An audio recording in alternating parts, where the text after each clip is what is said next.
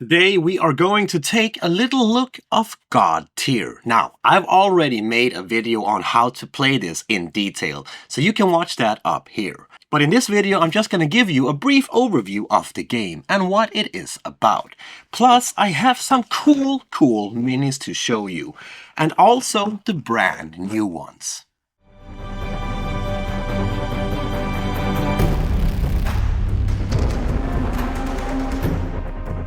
So in brief, the ancient gods has been shattered into crystals. These crystals have fallen down upon Earth.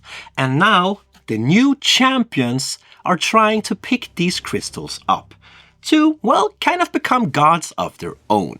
And this is where you come in, because you control these champions, running around on this big gaming area here, trying to collect the crystals and become a future god. So during the different scenarios of Godtear, well, you are controlling your champions, but also your little followers here. The followers are presented by the smaller miniatures out on the map. And during the gameplay, you will do heroic actions, influencing the momentum of the battle.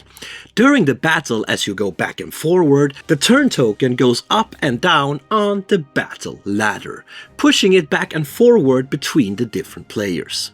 The game itself is played out during 3 different phases. In the plot phase, you move the entire warband. Then the other player does the same thing. Now, in the clash phase, you activate the different individuals in your warband. And during the end phase, you determine who won that turn.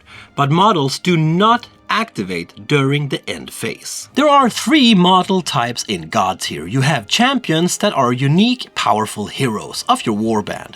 Then you have the followers, who are groups of 1 to 6 models per champion, representing forces that a champion has attracted to their service. Then we also have banners that allow champions to stake their claim to a god tier. Each time you activate your champion, you flip the card on your left. And the card on the right, each time you activate your followers. The one in the middle, well, you flip this when you use your champion's ultimate skill. Depending on which scenario you play, you will of course have different objectives that you need to complete. And whoever managed to complete that objective first, well, they will win the game. And during your turn, you can of course use your skills. You can move, you can fight, and try to defeat your opponent. And each of these different scenarios are built up in different ways, where you have different objectives that you need to complete, while also trying to defeat your opponent. There are quite a few different scenarios in the base box, and of course there are different expansions as well. This here is everything that you get in the Eternal Glade starter set. You get these minis, you get this double-sided map, plus a bunch of cards and die, along with the tokens that you need to play the game. But as I told you, we have more minis. So what I just showed you was the base game in the Eternal Glade. Now there are a few different starter boxes here that you can get out there, but this is the one I have and I'm quite happy about it. But if you want more scenarios, well, check out the other boxes. But beside the starter packs, you can of course also upgrade your little armies here to try out some new ones. So I'm thinking, let's open these and take a look at the minis, but also the cards. These here are the Thane of the Forsaken, proud, stoic and resolute, and they hold stands as guardians against all who seek to visit ruins upon the land of his ancestors. Bound to the elements from birth, the keeper of the oath is a warden of the mortal realm, a foe of any that try to seize the power of the gods for their own. Something extraordinary happened when falling Godtear pieces pierced the bark of an ancient tree.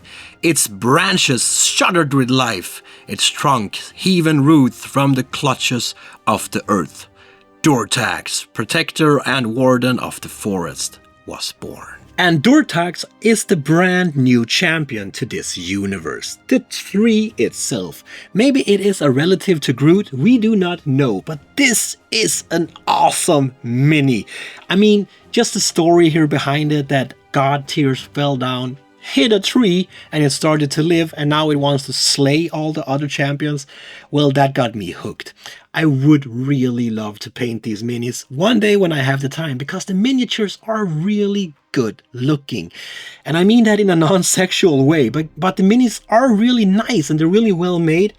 There's not too many details on the miniatures, which I really like, because when you paint these, all the little bags and extra details, well, it just makes your hair fall off, which is why I'm bald.